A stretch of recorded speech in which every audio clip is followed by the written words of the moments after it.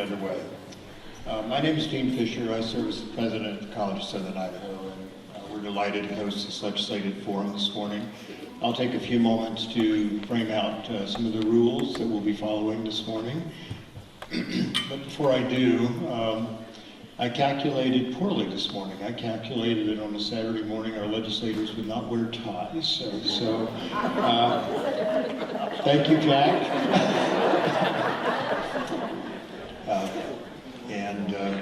I will publicly affirm that I have many ties, but I just did not wear one this morning. So thank you to our legislators for doing so, and thank you, Jack, for not making me look bad. This forum came out of a request from multiple legislators asking that we provide a forum or a town hall that midway, I think you're going to cross your fingers and hope it's midway through the legislative session, that you'd have an opportunity to connect with folks here in the Magic Valley.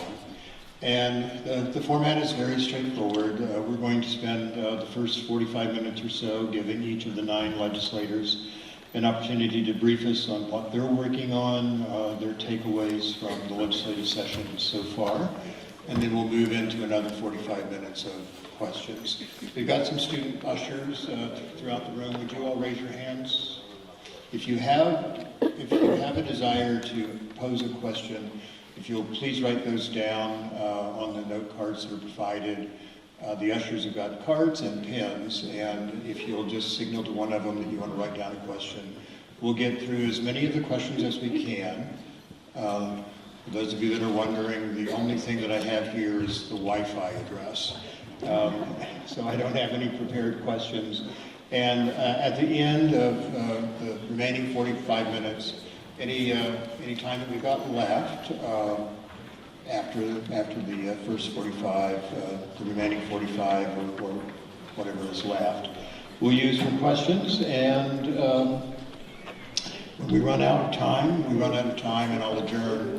However, I will make the cards available to the legislators, and they've got a variety of media channels that they use. Some use newsletters, some use Substack, and they can answer those questions that did not get answered in any way that they can. And I'm sure if you just Google their names, you'll find their social media channels and other platforms for communicating. So with that said, I'm going to now try and just refrain from talking, which college presidents can do very well. And we'll start left to right, and Representative Miller, the time is yours.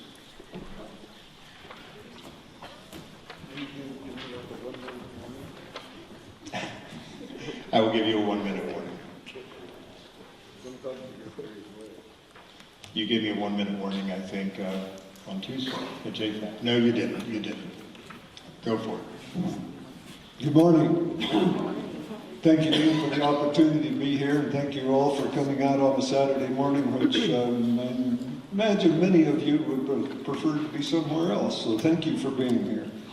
My name is Representative Steve Miller. I'm from Legislative District 24. I live up at Fairfield, a farm and a ranch up there, family farm and ranch. My main committees are JFAC, Joint Finance Appropriations Committee, Agricultural Affairs, and Resources and Conservation. So I'm just going to spend my time talking more about budget, because each one of us are on different committees with different expertises. And the good senator and I are on JFAC, and we'll talk a little bit about different things there. First off, budget increases. We're going to go from about a $5.99 billion annual general fund budget, general fund being those are the taxes that you and I pay to support Idaho. We anticipate this next year's budget to be $6.4 billion. That's about a 6.8% increase. Thus far in JFAC, we have set employee compensation. That includes insurance increases, about $1,000 a head per employee, I should rephrase that, per year. Teachers up about 5%. ISP, state police got 8%. They are lagging way behind in competitive rates, particularly in North Idaho. When we get these inflationary pressures like we've got, wages go up very quickly, and it is difficult to keep different sectors within our state budget competitive with private sector and other governmental sectors.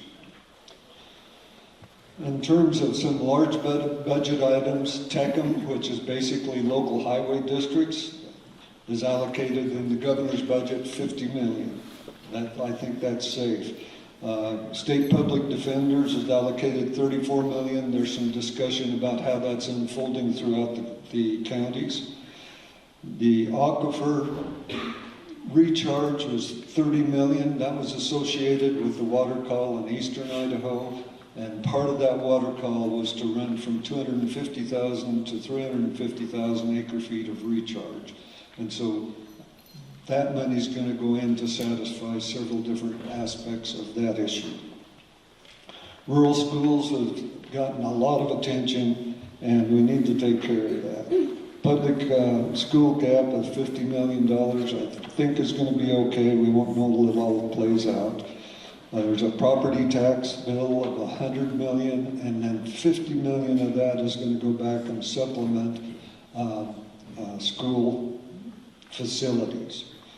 Then there's a charter school bonding that's going to get expanded and open up some more opportunities for them. There's 2 CTE funding mechanisms. One of them is $10 million, one of them is $15 million that will address different things in that area. We're going to see how that plays out. There's a tax relief bill of $240 million, and that's going to roll back in the primary part of that. One part of it is military personnel. If they're coming to Idaho and if they're working, then they will get relief on the taxes of their retirement. We looked at a bill like this a few years ago. I got 1 minute left and 4 minutes left of information. And the other part of that bill will reduce tax rates to 5.3. So your income tax rates are going to go down. Beyond that, I was able to run, I've been working on a legal tender for silver and gold for a couple of years, got that through the House. It's going to come to the Senate Monday. I've run a couple of budget bills and did a process bill for the school deaf and blind so that their budget process would align with everyone else. So thank you for the opportunity. Am I in my amendment? That doesn't happen very often. Thank you. You are. Live Austin. Thank you, sir. And thanks all again for coming out as well. You did mention rules, but I didn't hear anything about no biting. Is that in effect today? No biting? No We biting. have a better crew than up north. It is my hope. There we go. It is my hope that we have no biting and no disruptions. All right. Well, just so you know, there was a biting incident up north on a town hall. So, tough crowd. Anyway, my name's Clint Hosteller, State Representative District 24. I'm glad to go off to Representative Miller. He gets the numbers out of the way. I have some different committees. Mine are Judiciary and Rules and State Affairs. Judiciary and Rules dealing with things such as law and order, the justice system, numerous departments around that. And then, of course, State Affairs, which is statewide issues such as abortion, public utilities, commissions, elections, things of that. A lot of more of the moral issues, family values issues that we're seeing. I like those. I think I'm a little more equipped, and I was brought here for a reason. And so I really enjoy those committees. I joke and say that if you have a hard time falling asleep at night, go and visit JFAC. The numbers will put you right to sleep. But if you want to be entertained, come to one of my committees, and you will definitely be entertained. So my wife, my beautiful bride and son are out there. I'm a small business owner, graphic design, web design, marketing. My wife homeschools our son, who's 10 years old, and that's a blessing to have. And for my first 7 weeks as a freshman legislator, it has been quite an experience. It's not quite what I imagined. It's a lot worse. It's more intense. It's a lot more reading, a lot less sleep, building relationships and talking, and especially talking to people that don't want to have conversations or don't agree with me. And those have been actually some of the most productive conversations I've had and the most necessary. And I think it's always important we do that civilly and open that up. I can't read your sign, but you can show that to me after. And of course, I am always available for conversation. If you ever want to call me, my number's on my website. My email is available, so please feel free to reach out and we can discuss, because I'm sure today will be limited. And a lot of these conversations, they can't be resolved within 5 or 10 minutes of conversation. So I'll pretty much leave it there. Like I said, a lot of it has been acclimating to the system. There is a structure, there is a system and a process to get things done in the State House. So a lot of my time has been working around that and navigating that. And like I said, building relationships, because that's what it's about. So with that, I will yield the rest of my time, because I know everybody's here for the Q&As, and looking forward to hear some of those. So thank you very much. Thank you. Thank you everyone for coming. Senator Zeiderville, District 24. And I just want to say that I am honored to actually represent you, and I do represent all of you, including those that don't get a paycheck from the government. I also represent those that don't depend on the government. So I represent all of you. Yes, I do. And so it's a nice little thing. So, but I just wanted to let you know I did see your sign over there. So. Anyway, so my committees are JFAC, which is a Joint Finance Appropriations Committee, and Health and Welfare. Been a huge learning curve on JFAC. We are highly dependent on the federal government that is $36 trillion in debt. A lot of the ARPA funds that we have received are now going away, so we're having to figure out how we are going to continue these programs. I like to say with my new position that the federal government is like a drug dealer. They love to get you hooked on programs. And once they get our state hooked on programs, then they remove the funding. And then as a state, if we want to keep those programs, we have to figure out how we're going to pay for that. And so, you know, it's not just cut and dry. It's not like we're wanting to remove something or do something. But the government was never designed to be in business. The government was never designed to be a charity. The government was there to actually take care of a few things on our Constitution. So, but when I'm on JFAC now and I'm looking at all of the appropriations, we do a lot of things to prevent people from smoking, prevent them from drugs, prevent them from, help them to learn how to fall better, because we want to be preventive, because it's going to save Idahoans money. I challenge you to go look at our appropriations and tell me where we have actually cut our budget by preventive measures. We have not. Our budget continues to increase constantly. And this burden is going to be on our children. This burden will be upon our children. I know a lot of you don't like to hear that, but that's the facts. And so I will yield the rest of my time.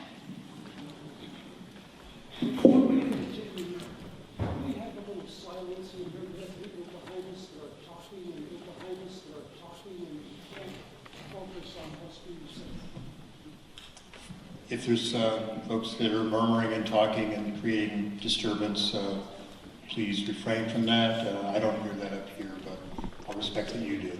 Senator Cole. Thank you. Thanks for being here, everybody. It's an honor to be here. My name's Josh Cole. I'm State Senator for District 25, which is Twin Falls area.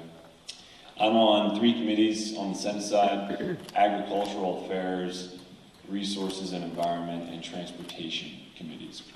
So I got those committees because I wanted to make sure that Twin Falls had proper representation, really the Magic Valley in general, had proper representation, and our area's concerns and needs and perspectives were heard in those deliberations involving topics that are so important to our region.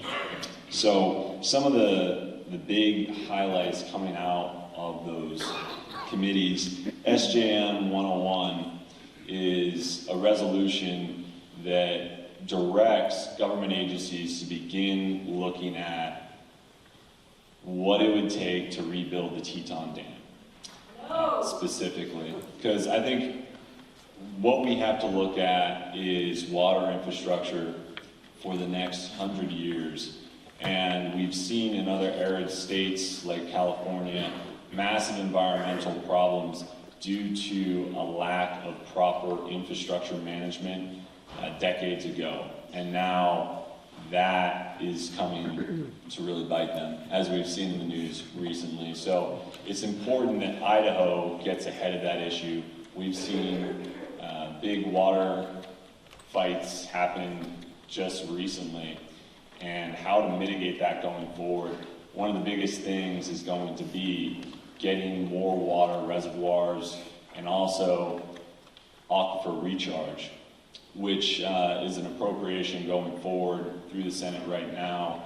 I'm in support of that. That's going to be $30 million yearly appropriation going towards water infrastructure throughout the state. So not just the ESPA, Eastern Snake Plain Aquifer, which is our aquifer that we all get water from, but water infrastructure projects throughout the state that are critical that we invest in now.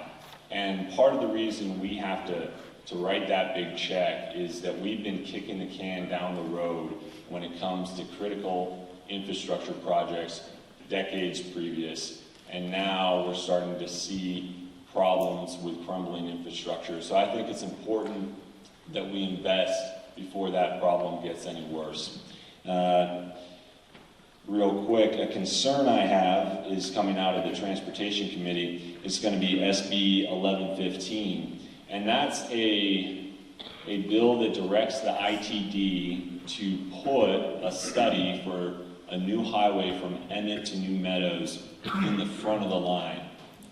And the reason they're putting it in the front of the line, or they would like to put it in the front of the line, is so that it can get to federal funding that a lot of state legislators see coming down the pipe with the new administration. My concern is at the low end, that project is $3 to $6 billion, and that's lowballing it. I've heard off the record it could be more like $20 billion. Obviously, you're going to need a lot of federal funds to get that done, and my concern is for our third crossing, that all those federal funds are going to get completely sucked up into that project for Treasure Valley. And I also have a concern that we start setting precedents by prioritizing projects by legislative decree. And when that happens, Ada County wins, right? Because they're the most populous area in the state, and they have the most legislative districts. I don't think that's good for infrastructure for Idaho going forward. So I fought it in committee. I almost got it killed. Hopefully, if it does come to the floor, they're holding it back right now. I'll certainly be debating against that, putting Magic Valley's needs first and making sure that the ITD board, which I believe has been pretty good with infrastructure, isn't undermined by this new precedence. And my big goal is that we make sure our third crossing is prioritized in the state, and I think that's happening right now. So I'll yield the rest of my time. Thank you again.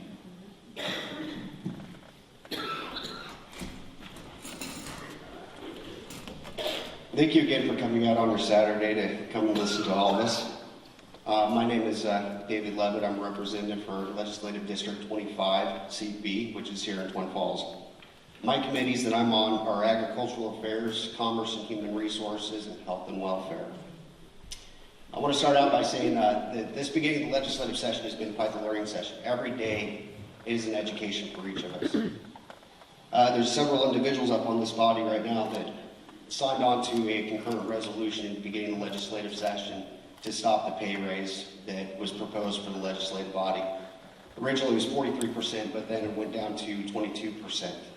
There was a citizens committee which determines what the pay raise was. We as a legislative body do not have the authority to go and give ourselves a pay raise. There are 3 people from the Supreme Court, 3 people from the governor's office that are appointed to this committee. Several of us fought against this pay raise because we saw what was going to come down the pike. And what it was is with that pay raise, we're starting to see where everybody is coming with their hands out asking for a pay raise across the spectrum.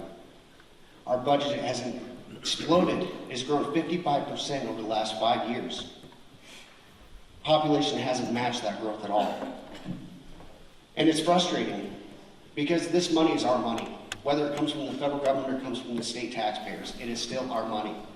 And it's something that's accumulating every day. I'm one of the individuals that brought forward the grocery tax repeal. I'm sure a lot of you have questions about the grocery tax repeal. I brought that bill before the Revenue and Taxation Committee chairman, asking to get a hearing for that bill. That chairman decided to sit on that bill. And there's this game I learned as a young kid called Pick Up Stupid. It's where you have a child, you put them in a high chair, and they're eating their food, and you hand them a spoon. And they pick up that spoon, and they drop it on the floor. And they watch you pick it up, put it back on the tray for them, and then they pick it up and drop it again, and they laugh at you while you're picking it up. That's what happened with the grocery tax repeal, is that the chairman decided to go and play Pick Up Stupid with it, where he kept on wanting more and more information to kind of stonewall it from going through. I pulled that bill back from that committee and tried working it through the Senate. We tried to do the appropriate thing because as far as any monetary stuff goes, whether that's an increase in the budget or decrease, it needs to go through the House because the House has the power of the purse. We tried to go ahead and take it through the Senate, and there was issues with it going through the Senate as well. So I ended up turning around and taking that bill and filing it as a personal bill with the hopes that we can go and get something like that heard. People are suffering. They're struggling. They need to have immediate relief. And that's why we push so hard for this grocery tax repeal, because they don't need it at the end of the year. They need it when they're there at the register. Another bill that, I should say that as far as like the growing pains go, with learning the whole premise for being a legislator, there are a lot of growing pains. There's a lot of unintended consequences.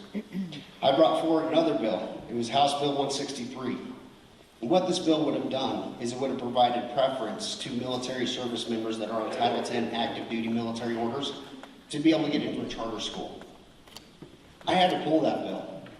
And the reason why I pulled that bill is because of the unintended consequences. Oftentimes we look at things as being laudable, that things we're doing are going to be great and beneficial. We love these things. Put our heart and souls into them, only to realize that there are unintended consequences. And these consequences can be devastating. If my bill had gone through, which it would have gone through, it would have displaced roughly 400 students in Mountain Home. Representative Levitt, 1 minute. Thank you. Fired roughly 45 teachers from the Mountain Home School District. It's something that I had to pull back. We have been working hard and diligently. We have long days that we work on. I mean, I'm up every morning, 4 a.m. at the Capitol by 6. And working throughout the day, figuring out what bills are coming through committees, what things we have to focus on, what things we have to work on. And we have been doing the people's work. We have been trying to go and figure out how to save the people money. We've experienced a lot of fraud, waste, and abuse. And we may not see it self-evidently, but people rely heavily on different grants and block programs. There's so many different programs in all these different organizations, whether it's through an agency or institution, that rely heavily on federal subsidization. We have a republic form of government, but the reality is when I was at the Capitol, I started seeing it more and more as a corporation rather than a government. You're at time. Right. Thank you. Appreciate you coming out. Representative Cloud. Good morning, everyone. I'm Lance Cloud, District 25, which is basically the city of Twin Falls. Thanks CSI for this forum today. This is my 13th year in the Idaho legislature. Prior to that, I spent 18 and a half years in the city council as a council member and the mayor. And right now in the legislature, I'm a member of 3 committees. Business committee, which I'm chairman. I'm also on the transportation committee, as well as the education committee, which I've participated in for the last 13 years. thought I'd touch on a couple things that we're doing in the business committee that might be of interest. One of them is deregulation. We have licensure requirements in place for thermal hair stylists. We have licensure in place for glamour photographers. And between the two, there's about 40 people in the state that have to be licensed. So we're in the process of looking through all these licensures. Those are just two examples to say, why should the government be managing those licenses? Electrical codes is a big issue in the business committee, and some people say, well, we want to be safe, etc. But every time there's a change in building codes, electrical codes, it increases the cost of housing. And I heard in a meeting about a week and a half ago where we were talking about the cost of housing, and one of the legislators from the city of Boise said, what can we do to lower the cost of housing? At the same time, they're pushing to enhance the building codes and things. So every time you require something more in a home to be built, that increases the cost. And so we've been trying to hold back a little bit on those building codes. But I want to talk about some of the things I've gotten my most emails about. House Bill 93. This is the bill on tax credits for choice. And I voted against it, not because it was political.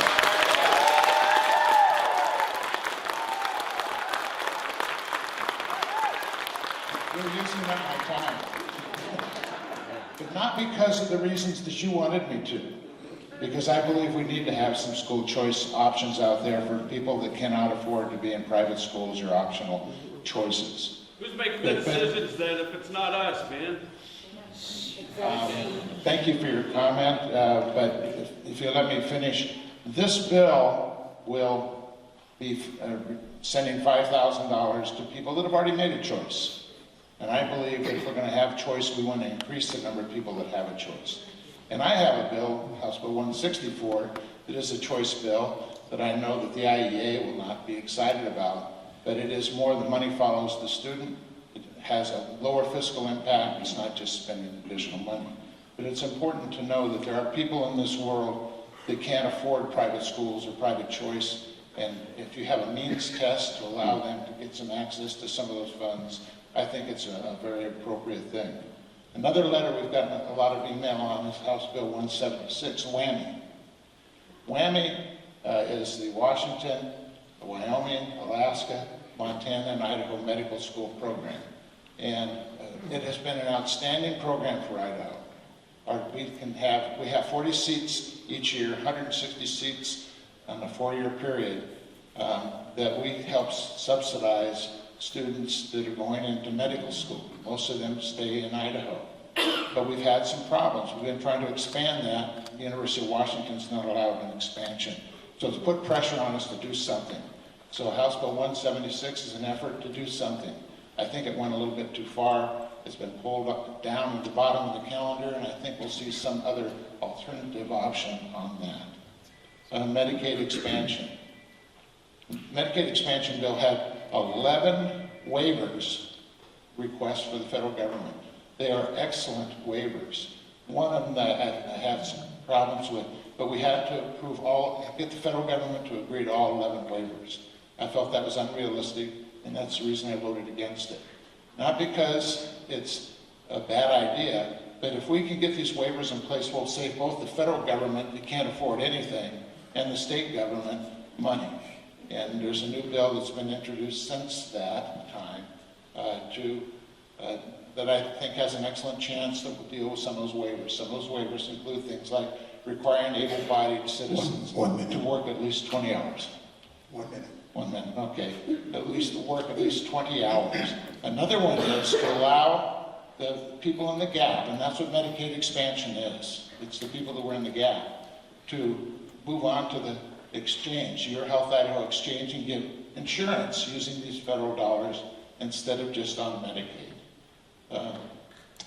I guess I can wrap up with that. The one thing on the grocery tax repeal, I'm not so much against eliminating tax on food, but we already provide a grocery tax credit of $120 to $140, depending on your age. It comes off your income taxes, and if you don't file income taxes, you can still file and get that credit. But the bills that have been presented so far do not repeal the grocery tax credit. They only repeal the tax on food. With that, I'll end. Thank you. Thank you. Thank you, everybody. And before I forget, my wife is not here, but I neglected to thank her at our last meeting. And boy, did I get in trouble for that. So, Alex, thank you for supporting me through all of this. My name is Ron Taylor. I'm the senator for District 26. That's Blaine, Lincoln, and Jerome counties. I get the pleasure of sitting on 3 different committees. Agriculture, which I get to share with Senator Cole. Resource and Environment, which I get to share with Senator Cole. And Local Government Taxation. And what I really, really appreciate about these committees is that I get to work with Senator Cole. He and I, we both want what's best for Idaho. How we get there is the challenge. And it's fun to sit down and have that conversation. And what do we do? How do we get there? That's what it's all about. And I thoroughly love it. So in the Agriculture Committee, what we've got this year is an awful lot of water bills. And those kind of bleed over into our Natural Resource and Environment Committee as well. But we're working to try and make sure that Idaho, going forward, continues to have water so that we can have water to drink and water for our agriculture. Because agriculture is what runs this state. We know that we're getting more and more people in here, and every straw down into that aquifer takes more water out. So we're working to try and figure out how to maintain that and manage it a lot better. In Resource and Environment, one of the fun things coming through was a Hunter Ed, where they will be required to teach people about trespassing, so that when you go out and hunt, you'll have respect for private property and public property and know where you should be and why you should be where you are. Another big one is public lands. I've been getting a lot of emails about public lands. Idaho, I hope, keeps our public lands in our hands. Those are our lands. We can't afford to take them over from the federal government. If that happens, we will end up selling those to the highest bidder.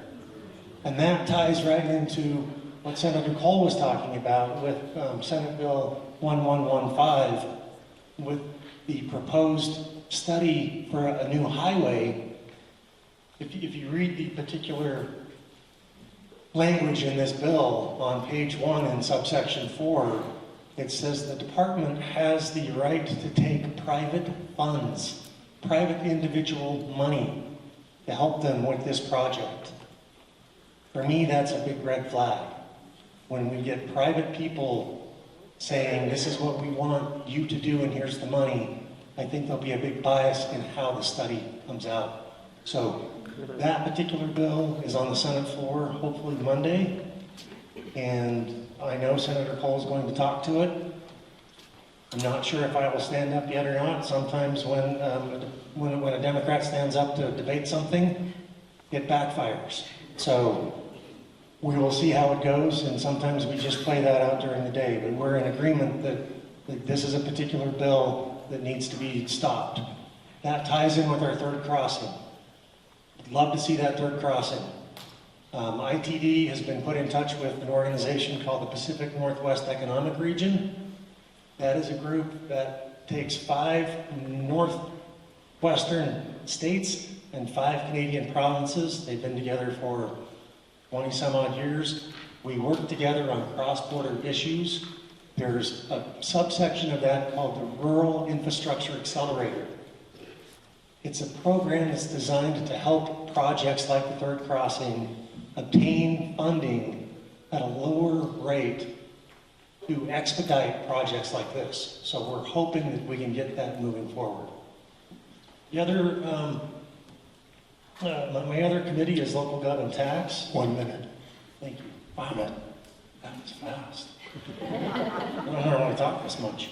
So the food, there is a food tax credit. I believe Representative Cloud mentioned that one. That would increase the amount you could get back on your taxes. And then we're working on rental protections, and that would be to help people when you fill out an application to try and rent something, a home or an apartment, you pay a fee. And a lot of times there are bad actors out there who know that the apartment isn't available or won't be available, but they charge you anyway. We're trying to make it so that that doesn't happen. We want to protect people and try and fix the housing problems that we have out there.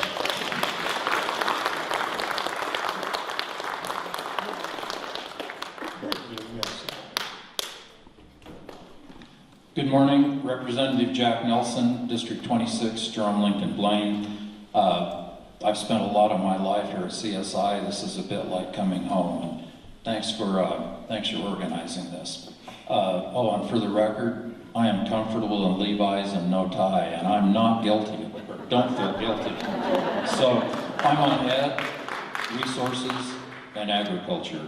A couple things that touch base on with ed. First and foremost, it's a yearly struggle. Most people don't realize when the legislature sets state employee salaries, about half of CSI's employees are employed by the state, and they get the raise.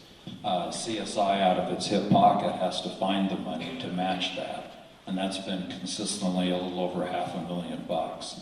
It would be really nice to see that slid into code so that everybody gets it. This year, Representative Clow was carried a bill to let CSI raise student tuition, and for inflation it needs to happen, but it's kind of sad if we have to put some of that stuff on the backs of students. The other issues in House Ed, there's been quite an argument over keeping speech in the high school curriculums. I'm on the group that thinks speech is maybe one of the most important parts of high school curriculum and needs to stay. The other is I have a huge support for launch. In my perspective, this is the first time that the trades have ever had any respect and encouragement for high school kids. You don't get ahead in life by just hard work, sadly, anymore. You need some skills. And this is the first time plumbing, electrical, etc. have had a place. So launch is a new program. I think it's one of Representative Clow's words. A new program is probably going to get a few tweaks. But basically, launch is, in my view, one of the neater things that happened. Lava Ridge, if you've kept in the loop at all, it's on pause with the new Secretary of Interior. It's pretty good odds that I think maybe we're done with Lava Ridge. We're running another resolution through the legislature, simply a memorial goes to our congressional delegation, a resolution goes to our state officers. We need to thank Representative Clow for doing that. If you're aware, the national stage has changed a whole bunch in the last couple of months, and I think he's, 10 rewrites. So it's appropriate where we are. Other resource things, water. I don't think if you're not paying a lot of attention to water, you realize the narrative have kind of changed. The water calls were settled here in the Magic Valley on spring flows to the Hagerman Reach a while back. The new one that we've had to address this past year, and thankfully we finally came to some resolution, is wet water for the Twin Falls Canal Company. Before statehood, the river was almost dry at Blackfoot with all the surface things that went in. IB Perrine, 1 minute. saw the recharge that was coming in, filed on it. And the reason it's such a huge issue is 90% of Twin Falls Canal Company's right is in spring flow. And so the reset on that is really important. I think the last thing I'd like to tidy up with is, it's a huge bill for ag. It's, I call it the Roundup bill. And it gets miscombobulated that the bill would take away people's right to sue chemical companies. Frankly, if a company proves it's chemical, EPA approves it, and puts a rider on the label that says, you know, don't drink this, don't take a bath in it, keep it off of your body, and then somebody comes out later and says, well, you know, this might have affected me. Personally, it's just about like if you go through all the artificial sweeteners in my life that you've seen come on the market, and after 5-10 years, maybe it wasn't the best choice. Right now, we're either in a decision to limit some of those legal decisions. I think it's costing Bayer $1 billion a year, or we're just going to buy them all from China. Representative Blanca. Thank you, President Fisher, for hosting this. And I did wear my, as an alum of CSI, I did wear my Golden Eagle gold tie. Also want to thank my beautiful wife, Susan, always being there for me and supporting me. Mike Pohanka, District 26, which is Jerome, Lincoln, Blaine counties, and definitely a privilege and an honor, and definitely humbled to be able to serve you. Every day I walk into that Capitol and think how blessed and lucky I am to be able to serve, and I don't take that for granted. The three bills, well, multiple bills that I carried, but three bills that I carried. One is House 19, and that is on the fingerprinting bill, and that is for vulnerable populations. So in other words, if an individual, and vulnerable populations, I should have said, are children, elderly, and those with disabilities. So if an organization, let's say an organization of some sort wants to, and a person volunteers for that organization, what it does is that organization can have that individual fingerprinted to see if there's any what their background is on that individual. Because one of the last things they want to do, or anyone wants to do, is hire someone that would be harmful to those that I had mentioned. Also, House Bill 36 has contested cases of subpoenas, and that one's interesting, and that is through the Office of Administrative Hearings. So there's times where a person, if you're subpoenaed, you don't have to show up for that. And this gives the teeth for the Office of Administration for you if you get subpoenaed to show up. A quick example on that one would be, let's say my sister doesn't like, just has an axe to grind with me and says, I don't like his driving, fills out a form, ships it off to ITD and says, you know, he can't see well and his driving skills are terrible.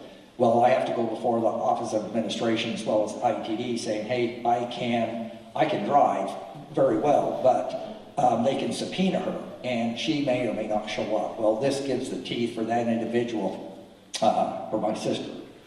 She didn't file anything anyway, but mandates that she has to show up. Those both made it through the House and testified again on the Senate. Those passed the Senate, so Taylor and Cole, Senator, both those senators will see it coming their way. Also, House Bill 185, and that is for Search and Rescue Fund, and that is to move the catastrophic fund from $4,000 to $8,000. And that is, so if Twin Falls County Search and Rescue has to launch a helicopter and they're searching for someone for a couple of days, they may incur close to $7,000 in expenses.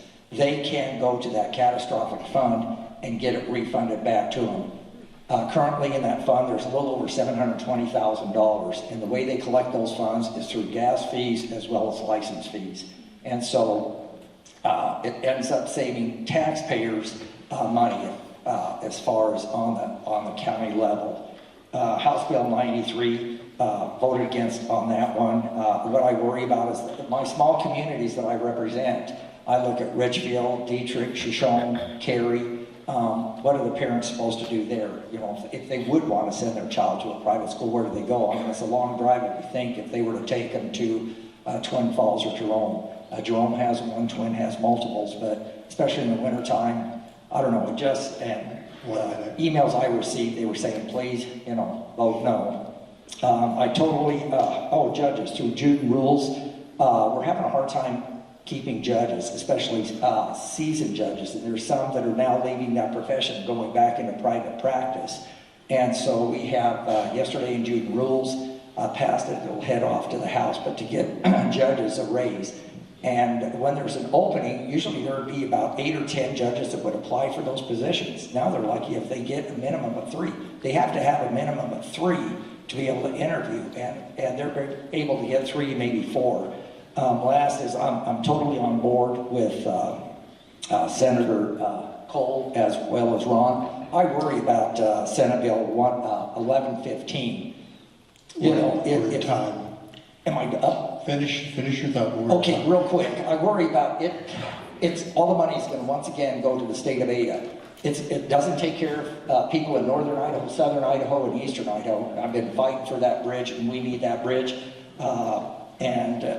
Take as far as estimated traffic off of the current prime bridge, it's about 35 to 40% reduced traffic. Thank you, sir. Thank you, Representative Parker.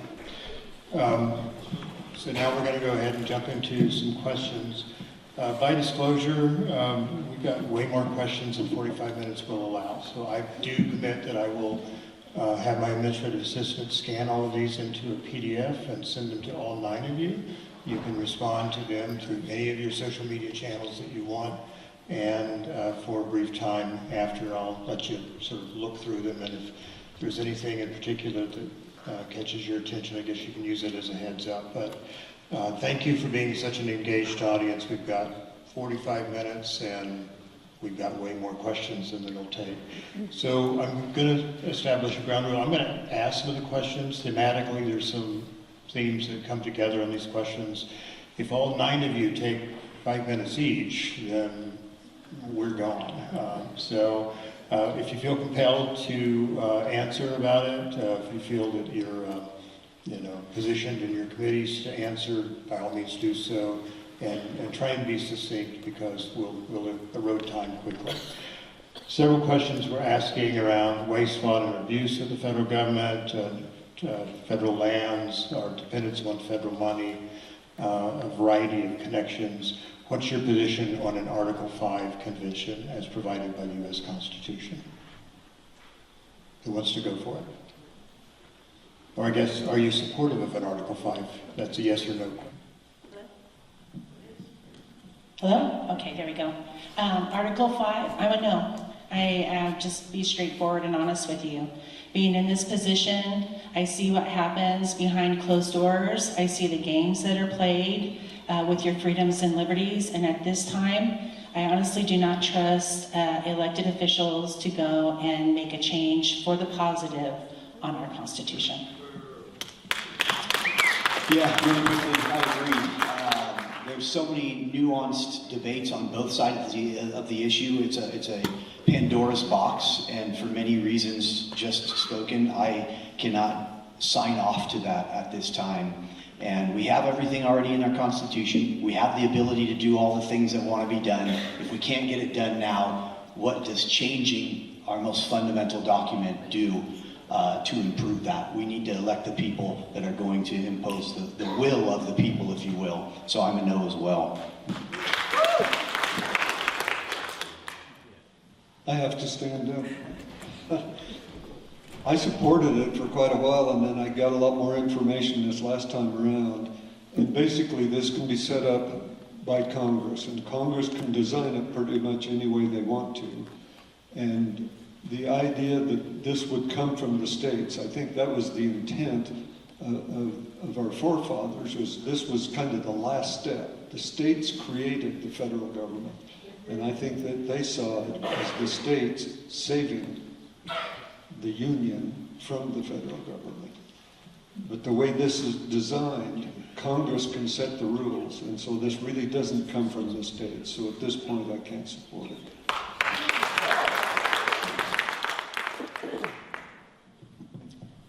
Yeah, I'll weigh in a little bit.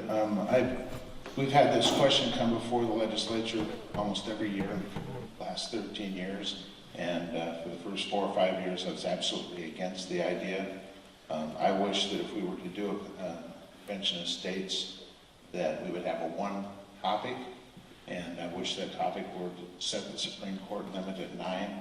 And I think both the Democrats and Republicans can jump on top of that one. And we could prove whether or not how a convention of states would work. but I've watched the federal government be out of control. And so I've kind of come to the conclusion if Article 5, Call of the States, comes to the floor, that I would vote for it. And the fear that we have is that it'll get out of control, but it still takes 3/4 of the states to ratify the Convention of States. Any amendment takes 3/4 of the states to ratify it, and I think that's a pretty high hurdle as it is.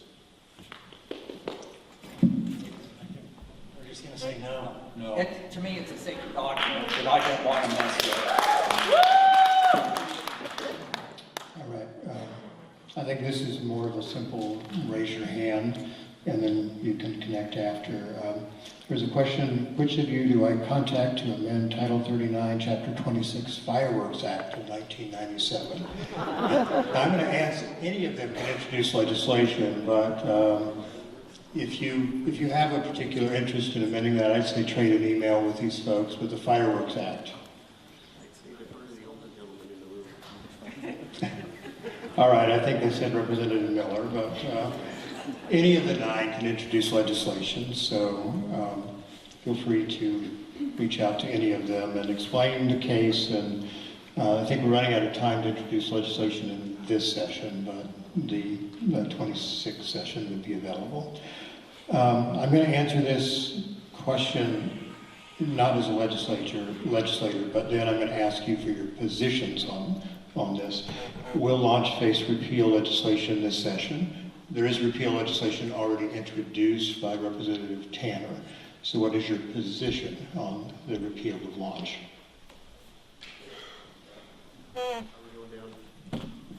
I'll go first. I love launch. I think it was the governor's signature piece of legislation, and I think he just put that at risk. Launch, I believe, will face a repeal this year. I'm not sure how far it will make it, but that money that is set aside for launch, if we lose it, I fear for our children and what education opportunities they have now will be taken away from them in the future.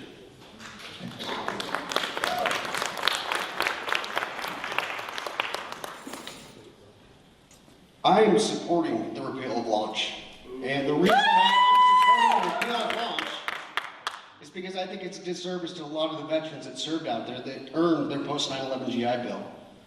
This whole program, as far as launch goes, really, this responsibility and this liability needs to fall back on the industries and their businesses to be able to provide the grants and the scholarships for their workforce. Every single time it comes back to the taxpayers, it's us footing the bill, it's us accepting the liability and the responsibility. This program is plagued with issues, and I will not be supporting anything to continue launch. In fact, I want to see it sunset and repealed. Thank you.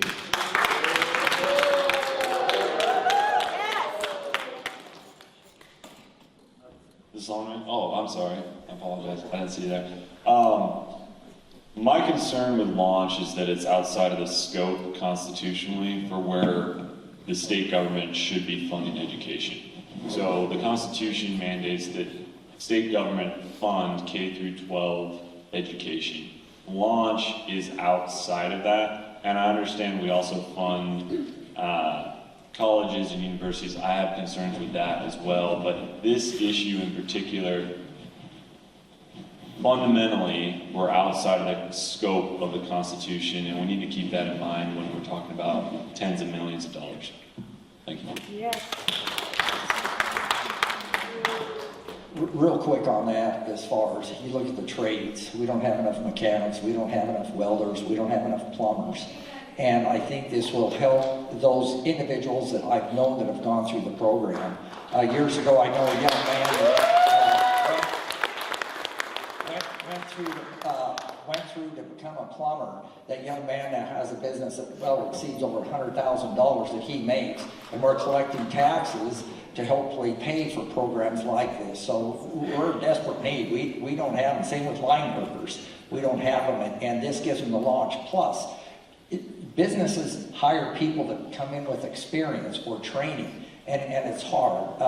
If they don't have that certificate of some sort, good luck, they're not going to get the job.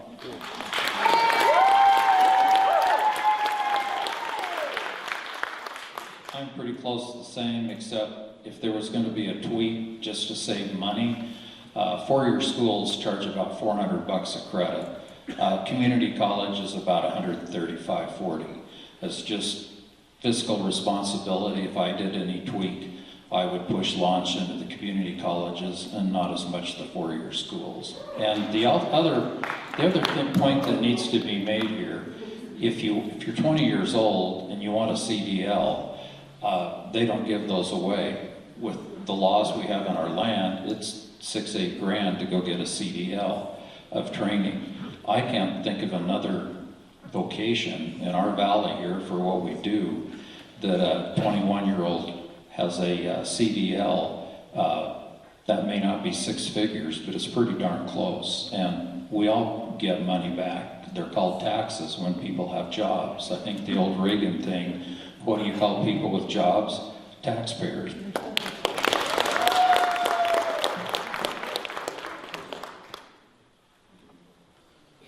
If I may weigh in, I supported launch in the initial vote, but I didn't support it in committee. I changed my vote on the floor. Turned out that he won by one vote to get launch placed. But I had some reservations with launch. One is that I felt that it was too focused on what they just called careers and not career readies. And what I talk about career readies, people can get into a job in a year or two, and there's too much money being spent on the four-year degrees. And I think that's one of the problems we have. The other issue, and I'm just interpreting a little bit from Representative Nelson's, the 21-year-old can't qualify for launch. The 20-year-old won't qualify for launch. It has to be a recent high school graduate. And I believe that we should be focusing on any young person, maybe there'll be a cutoff age, but let's say 23 or younger, who's been in the workforce or wants to try to do something different. Maybe they've been working as a clerk in a grocery store and they want to become a plumber, but they don't have the ability to do that.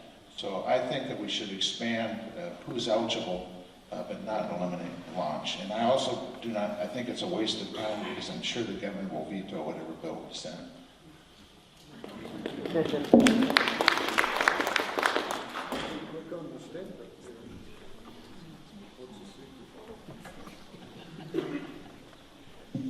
There we go. Launch was first presented as a trades bill, okay? It was for my money, you take that top 35% of the high school graduating class, they're pretty much on the road. They're gonna wind up one place or another. You take the next large group of that class, and how do we help them go on? Because they're not gonna wind up in a four-year college. And awful lot of them aren't wired to even get into a two-year situation, because a lot of them, their parents never went to school. Some of them, their parents never even graduated from high school. How do you help those kids go on? So it needs to be a trades bill. It needs to be a two-year deal. There needs to be certificates, whether it's a welding, apprenticeships, plumbing, electrical, all kinds of things open up that way. And there's all kinds of two-year opportunities for those kids to be in a workforce, high degree demand workforce situation. And that's what we want to try to fill. We want to go back in and help business fill out in all of these areas that they desperately need help for. Nursing is one of the highest areas. Welding, auto mechanics, diesel mechanics. These are all two. For the nursing, the 2 years beginning, a 4-year goes on. So the other thing that I didn't like is it didn't have a needs base. Anybody could get one of these. So there were a lot of kids that got an $8,000 scholarship that actually didn't need it. So I think there needs to be a needs base on it, and then limit that to those 2-year degrees. And I think there's some specialty things that we really need in our state, and that includes mental health. I would open up 4-year degrees and master's degrees and adult ongoing in mental health, and in many of the medical fields, excluding doctors. We handle doctors in other areas. So that's what I believe the launch program needs to be molded into, to really service that population that we want to see step into a workforce, that we want to see go on, that we can help them take the next step. Because if we help that kid at that point, it changes the trajectory of the entire rest of their life. Anyone else on the topic? Go ahead. I'll make it quick. I am not for launch. I think it has a lot of unintended consequences. I think it's a great heart behind it, but unfortunately that doesn't always make good policy. It's picking and choosing winners by an unelected board. Where's the accountability? Who picks and decides which industries? Why are we only stopping here? Should somebody be paying and should we be subsidizing my son's future? There's just so many things that worry me. Once again, are we a government of buying for the people, or are we people of buying for the government? It's corporate welfare in many cases. If you see this extended on, there's just so many issues. We are in a time recovering of great economic turmoil, and why are our tax dollars going to something like this? Those institutions should be putting skin in the game to train their own employees to better their lives. It's just not government's job, so I'm a hard no on that. I'm gonna go real quick, because I know we're not, just because I'm the only one that hasn't said anything yet. So, and I see your red lights, I get the red and the green screens here, I get it. I'm a no on the launch as well. And the reason is we are at $4.4 billion for our education budget. Our K through 12 needs more and more and more and more money, but yet our education, you can tell with our children that they're having a hard time going forth with a lot of stuff. And I know it's not personal, it is a parent and it's a all of us problem. We're letting our children down there. But with launch, we are constitutionally only supposed to pay for the K through 12. Not even the universities is in our constitution except for the U of I. But it doesn't state that we're to fund that. If we were to actually allow people to keep more of their money, they could actually train their people how they want them to be trained. We used to have these programs in high school. I had welding in high school, I had woodwork, we had all kinds of stuff in high school where it was funded there.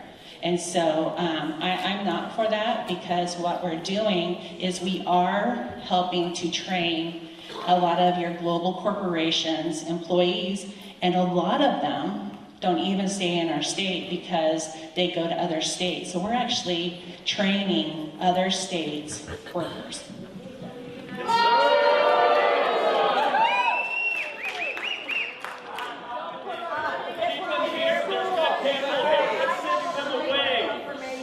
Point of information. Quiet. May I have one in here? Be quiet. And we allow you to do that, then we have to allow everybody else. No. This must not become a free-for-all, or we will have to end it. We need a structured process. This question is targeted to those that voted for House Bill 93. So if you voted against, this is not directed at you. Why did you vote for House Bill 93 in the face of overwhelming public opposition? And will you commit to having the Tax Commission collect, track, and report to the public on the ranges of the incomes for the families that are benefiting from the program?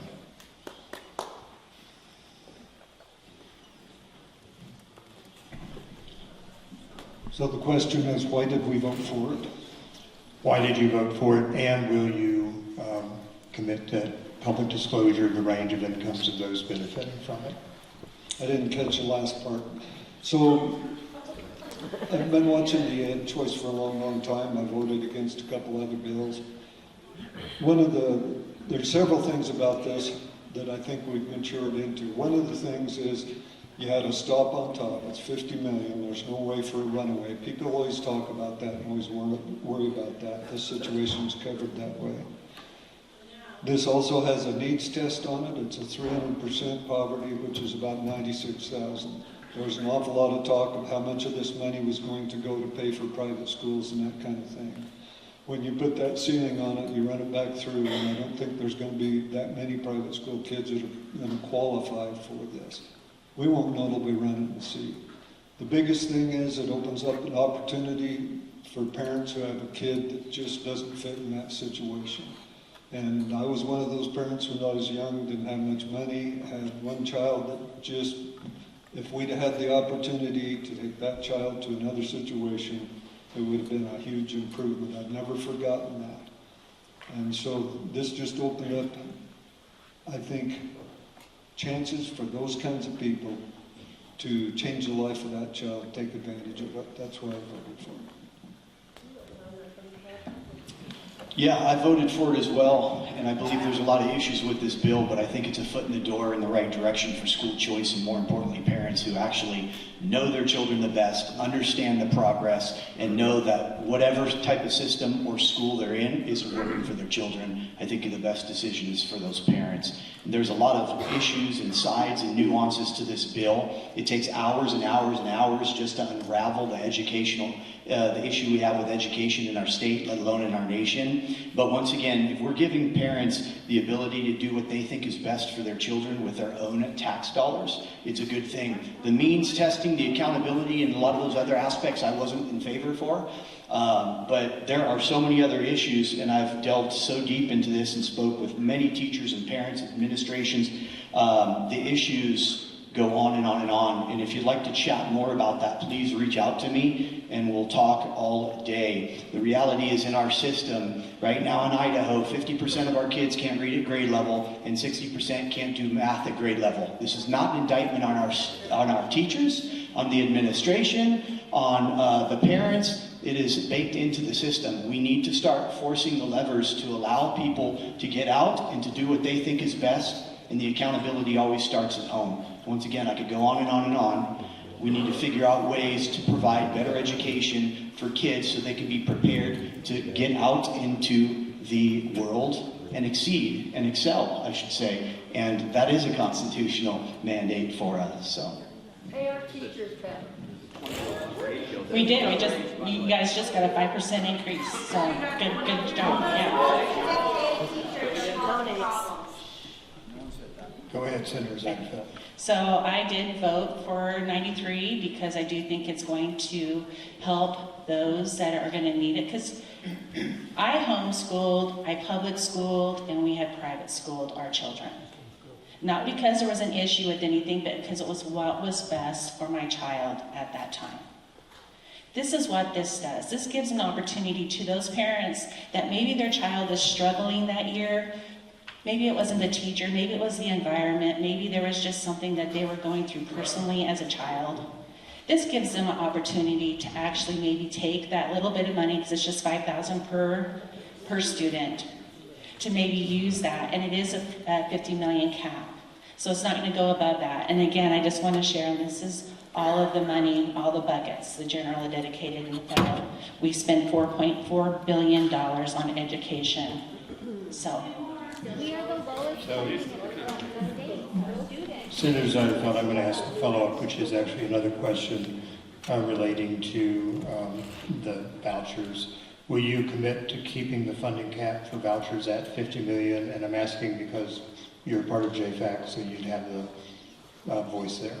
Okay, I'm sorry, I didn't hear that completely. Oh, I'm sorry. It depends, that was one of the questions that we actually asked. We actually asked, how many kids do you really think will actually take it? Personally, I don't think we will even reach the 50 million cap. Because in my district, I have all the small schools, and everybody is really pleased with the small schools. You're not gonna see a lot of the students they're not gonna go somewhere else. So we will see next year. But let this be on record, I don't think that we'll even see those parents go and try to get that tax credit. I don't even think we'll get close to that 50 million cap. And Representative Miller, you're Vice Chair of JFAC. Do you want to offer an opinion on keeping the 50 million cap? We'll see what happens with the 50 million. We'll see what happens with the consequences. I'm big on outcomes. I'm not so big on what it takes to do stuff. But if something works, if something's successful, then I'm in favor of carrying that on. If it isn't, then we need to change, adjust, or get rid of it.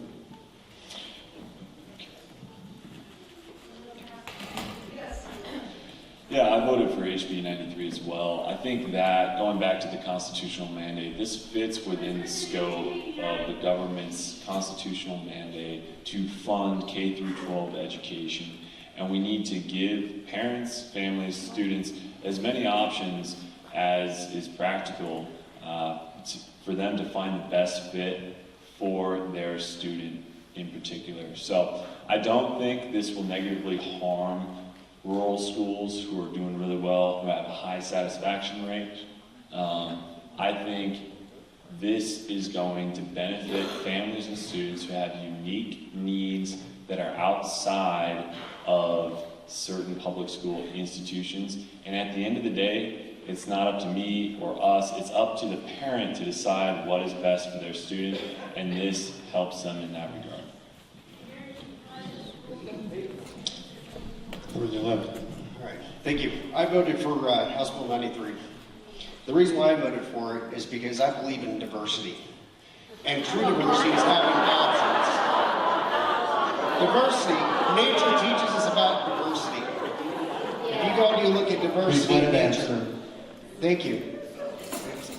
If you look at nature, nature has a lot to teach us about diversity. You go and you take a look at a jungle, the biodiversity that exists, where there's a lot of different plant life, animal life. You might have a disease or pestilence that comes through and attacks one of those portions of that life, and it might die off. But the thing is, with the amount of diversity that exists, you're never going to notice that it dies off. Instead, something's going to come back and take its place. And the thing is, with this, it provides that option. It gives parents more choice on what the type of education they want for their kids. Something that aligns more with their values and their belief system, instead of just a cookie-cutter approach for everything. Because for me, personally, I look at a lot of stuff we have in society as a whole, and we're always looking for consistency. When you have true diversity, it drives innovation, and it drives change, and it makes things better for everybody. Thank you. Are there legislators that want to answer? The best part of town halls like this, where you get an idea that what you read in the paper usually isn't quite all of it, and maybe social media is farther from the truth than that. But basically, we have some really tough times on bills that have great things for them and great things against them. A guidance for me, I think this country's been really great for centuries with an absolute separation of church and state. It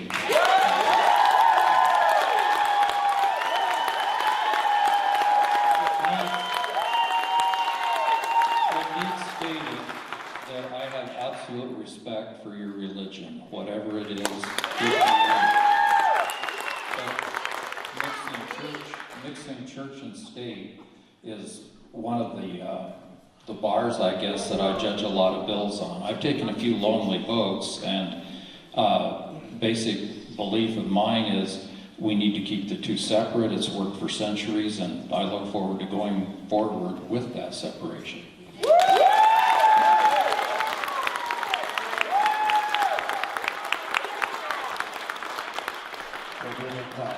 I think the last question was would they increase it over 50 million? Correct. So I want to weigh in. The bill says shall not exceed $50 million, so it would take legislative action to do that. Maybe JFAC has some flexibility on that, but one of the problems with this bill, as I mentioned, I had other choice bill in mind. That one of the problems is that people that do not have, this is a tax credit, it's a refundable tax credit, so you have to pay for your tuition and apply for a tax credit. However, what if you don't have the revenues or the payments in advance to pay for that? So there is a provision in this bill that calls for advanced tax credits. Now, if you get a payroll advance, they're gonna take it out of your next paycheck, right? So this bill is silent about when that advance is ever paid back. And the fiscal note doesn't say that it shall be paid back. And so I have some problems with that. Senator Zetterfeld may be correct that it may not be $50 million, but there's about 18,000 private school students in the state. And a family of four's poverty level of 300% is about $90,000. So I believe that probably 7,000 or 8,000 private school students are going to automatically qualify. And they're the first to know. So I think most of this money is going to be spent to reimburse people that have already made a choice. That's one reason I live on this.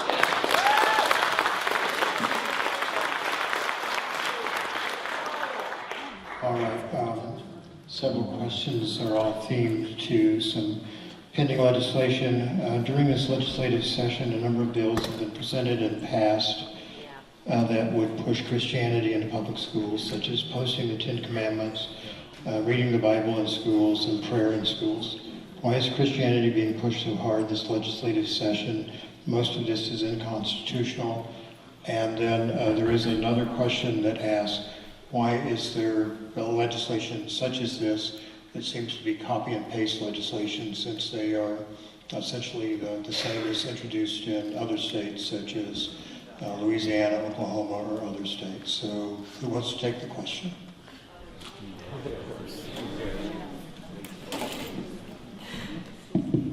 I'm pretty sure that was directed to me. So there was legislation that was going to come forward for reading scripture in our classrooms in our schools. But you know what? The interesting thing is, it's already in our statute. It's already an Idaho statute that public schools have that ability to read scripture in schools. So no, we're not bringing a bill forward as far as I know, because it's already in our statute. So there's that. It was overturned by the Supreme Court. There's a question that some of you referenced this in your opening remarks, but what is happening with the grocery tax repeal? So if you have anything that you haven't already said that you want to add, feel free to do so. Grocery tax repeal, what's happening with it? Well, the fight isn't over yet. We're still going to work on trying to go and get the grocery tax repeal. We've received a lot of opposition with it, but we're still going to push forward and do what we can. It's really frustrating when you have just a few individuals inside that state house that thinks that they're speaking for everybody. So,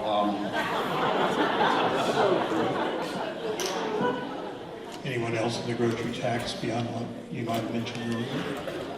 Senator Zyderfeld, I guess that's Representative Nelson. me again. So I'm sorry, Jack, did you want to go ahead? No? Okay.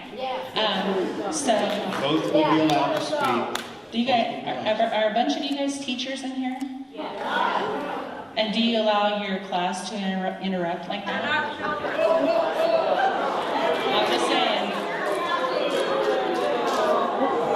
Folks. I'm just saying. No, allow me, Senator Zyderfeld. Higher education has always been about civil discourse, and when I go to the legislature, there would be the good lady from 24. There's civility. I'm going to ask that we engage in civility. And if we can't engage in civility, then frankly, we probably will just need to end the event. So be civil. Be civil. Senator Zyderfeld. Thank you. So with the grocery tax, what we were looking to do is to repeal the grocery tax. That way it would give you, everyone, an instant tax break at the register. And what that will do is it will actually take $203 million from our revenues. And it'll be going back to you. There is some tax credits, so we actually changed the bill a little bit to hopefully get it through, which are having some hurdles. But one of the hurdles was the grocery tax credit. So we actually removed where if we repeal the grocery tax, then we will, it now says that we will remove the tax credit. So you will get that break. So with the tax credit right now, you're only looking to see like 100 and, don't quote me the numbers, I can't think, 155 million. What's that? 155 per person. But anyway, I was just looking at the overall. So it would take away 155 million if people were actually to take their grocery tax credit, which not everybody does. This right away would take away 203 million away from the revenue, and that's kind of where we're having the pushback, because we keep on increasing all of our budgets and we're needing that total amount. And so what's happening is they're not wanting to do that. They're also looking to possibly do an income tax decrease, also looking to have a property tax cut as well. But here's what our problem is at this point. we have not decided on what our revenue forecast is going to be. So right now, we're paying all of our appropriation bills without really deciding what our revenue is going to be. And so that kind of determines on the tax cuts that we're able to give you by what we forecast the revenues to be. But that's where the grocery tax bill is. I don't know if we're going to get it through. I honestly don't know what we're going to be able to give you guys as far as tax cuts in any way at this time. Representative Miller, I promised Representative Nelson to go next. But you'll have your time. Really briefly, really quickly, I'm not for repealing it, and the reason and rationale I think that is because of two groups. Tourism is huge in Idaho. We're picking up money from all those people that enjoy our state with us, and the other part are undocumented people that live in our state. We're picking up sales tax from all of those people. It flies kind of under the radar that someone that's undocumented, quote, is not paying taxes.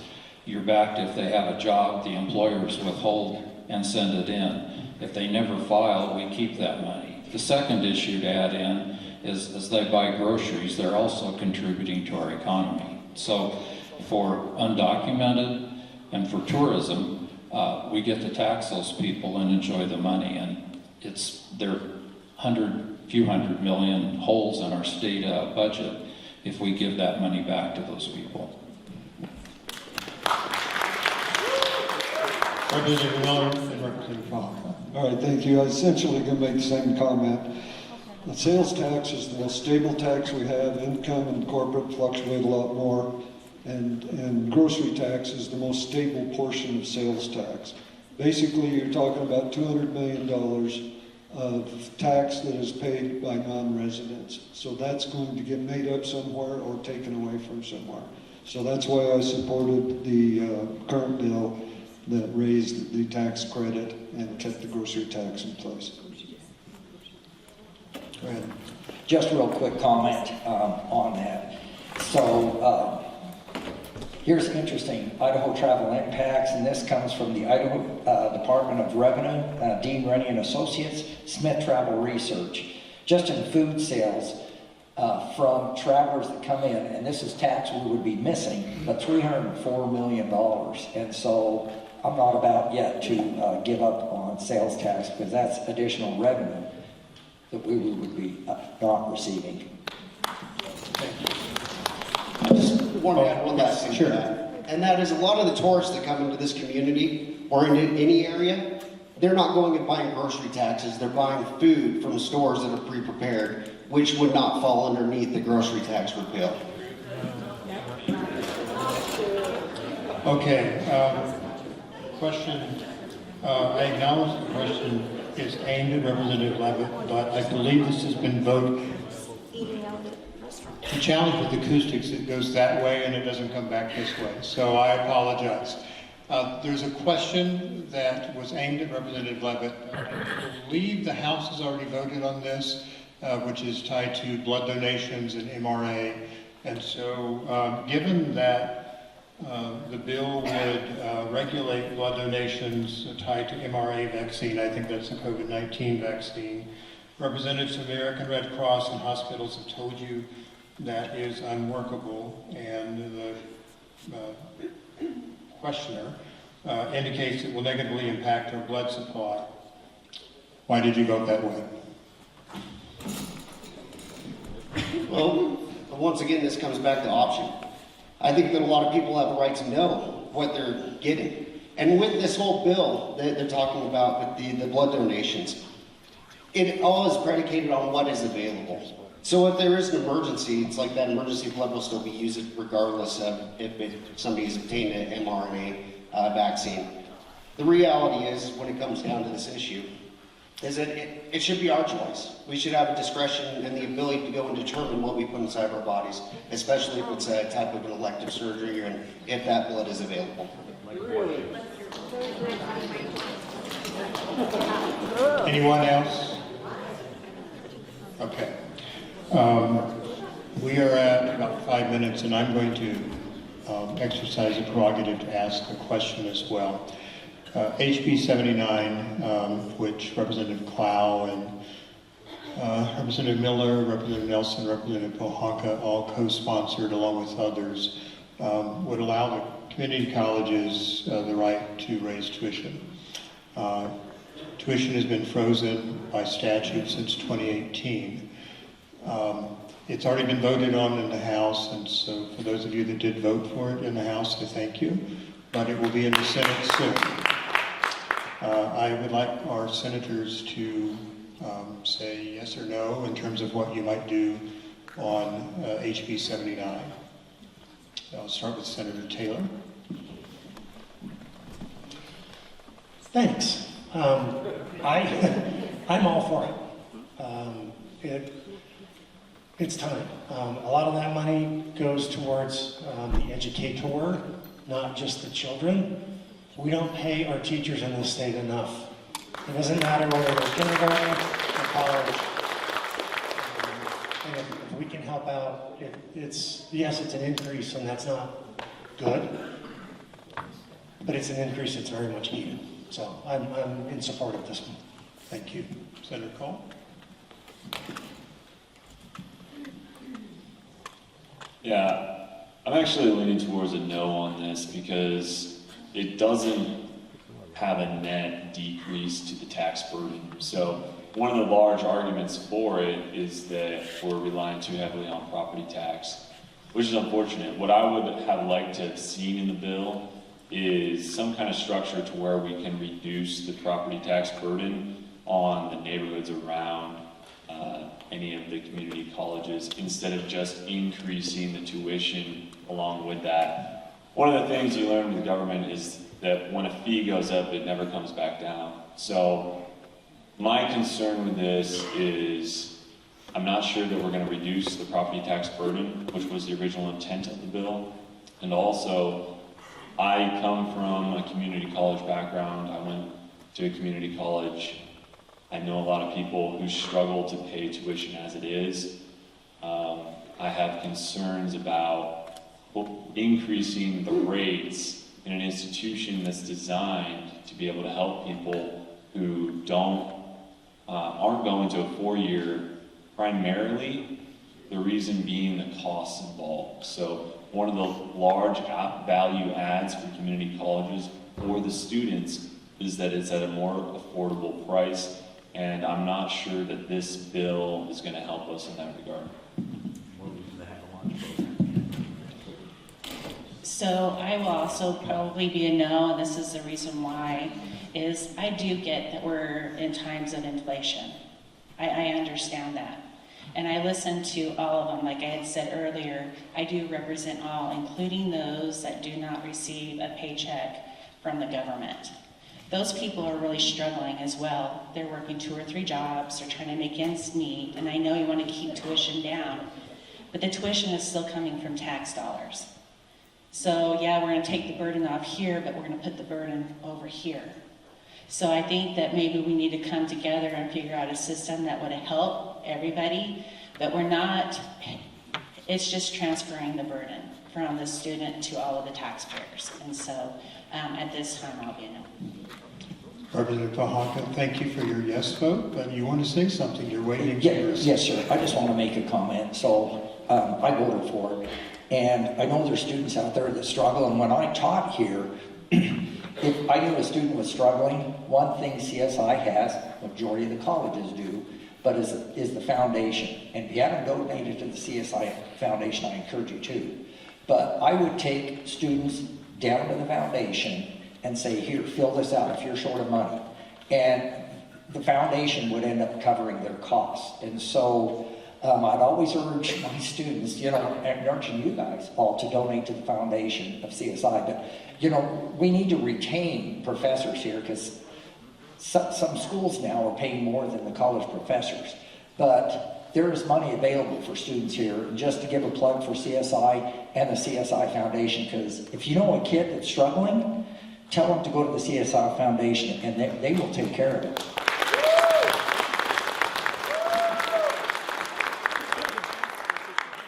I'll send an email to from the three senators with some details. And Mike, thank you. Our foundation is committed to provide additional revenue that'll be essentially parallel to what the tuition increase would be. So thank you for the plug for that.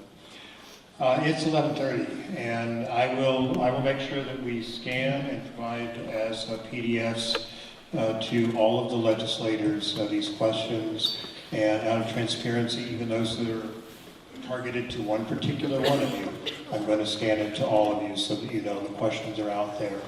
It'll be Monday or Tuesday, we'll send them to you. I know several of you have got Substack platforms, some of you use newsletter platforms, so however you want to communicate about that, please do so. And I don't think this is a lengthy response, and I know I'm holding up the end of it, but would you just tell us how you prefer folks reach out to you and what you use to communicate, newsletter, Substack? Just let folks know, and we can go real fast, and then we'll be done. Representative Miller. Oh, How do you want people to learn what you're doing, and how do you want people to communicate with people? As far as sending stuff to me, the legislative email is really good. In the subject line, but Twin Falls or Buell or wherever, I have all my, we'll get several hundred emails a day. And so in the subject line, it'll sort by that, and it'll kick it into another place where I can actually find it. In terms of communication, I do a newsletter when I'm not too busy, didn't get one on last week. And if you send me your email, I'll put you on that list and you'll get that newsletter. Representative Hostin. Thank you. You can find me at clintforidaho.com. That gives you my cell phone number and my email address, which is clint@clintforidaho.com, and it's a FOR, not a number 4. A lot of these issues are polarizing, and one thing I've noticed really quickly, if you don't mind, there's a lot of angry people out there. We're never going to get to the bottom of these issues if everyone wants to throw grenades at each other and shout each other down. One thing I've noticed with most people that don't agree with me, they don't understand the issues. They're getting information, fear-based narratives from outside sources, and that's from both sides. So when we come together and we talk, most people talked about ESAs, they're not ESAs. Most people don't understand the financial aspects. It's just about how we communicate. It's good to maintain civil discourse For Idaho. and communication. Yeah, take it from your student there.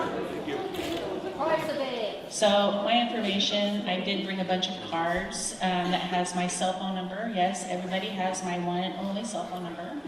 I only ask that you respect that. Respect is a two-way street. So I did bring some cards. My Senate email is on the website, but also if you go to gleneda.com, GLENNEDA.com, has all my information. You'll see a Substack that I do try to put out once a week. We'll see what happens towards the end of session when we're doing 2 sessions a day.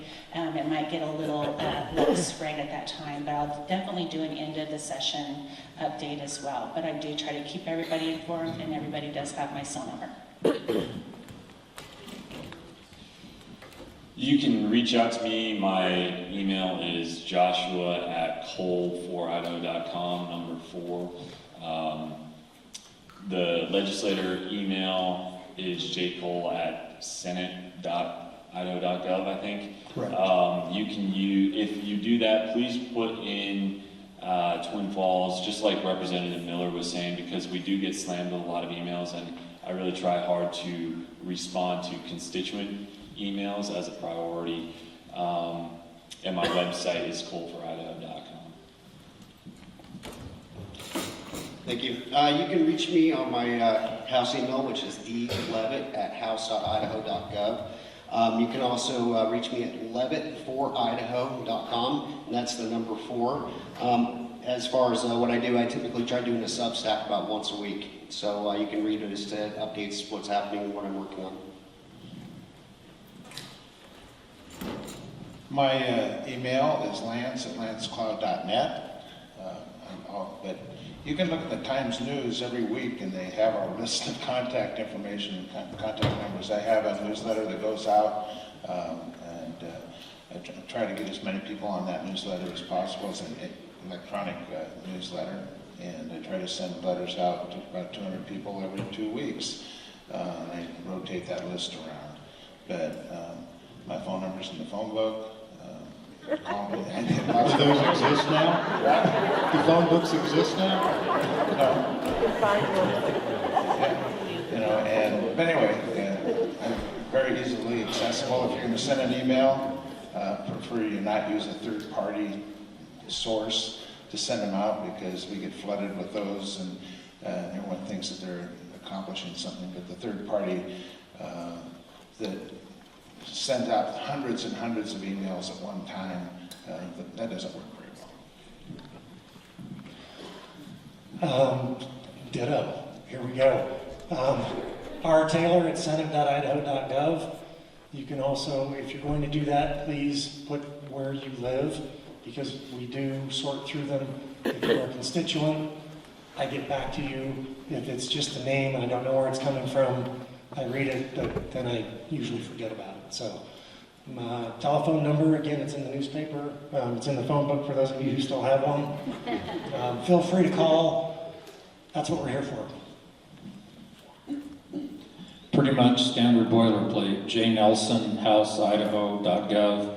I spend some effort on Instagram and Facebook. You can request a newsletter from me on those sites. And thanks for coming. First of all, thank you guys for coming here. It's great seeing you all and visiting with you. President Fisher, thank you for hosting this.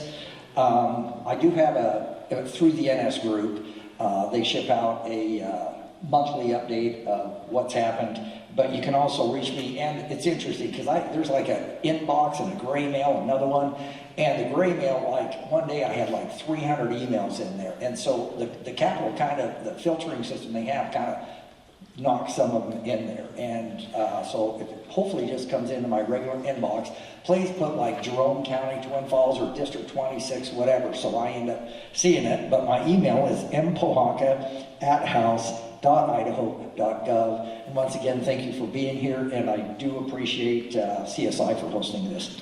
Thank you.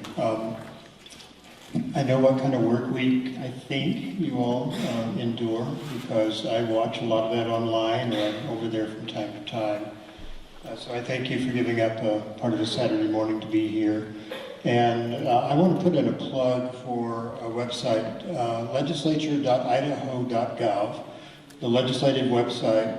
All of their emails are there, phone numbers are there, committee agendas are there, recordings of all committees and floor activity is there. We have an amazingly transparent Idaho legislature. Whether you agree or disagree with the decisions they're making, it's all really very, very transparent and right there in front of you. So legislature.idaho.gov, it's all there. You can monitor the progress of bills as well. My athletic department would probably be would be disappointed if I didn't say we have softball and baseball games this afternoon.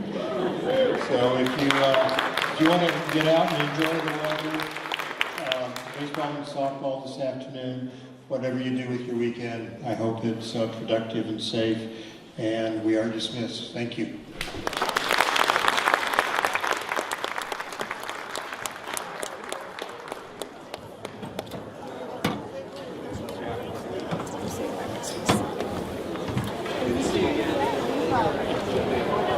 Well, that was something.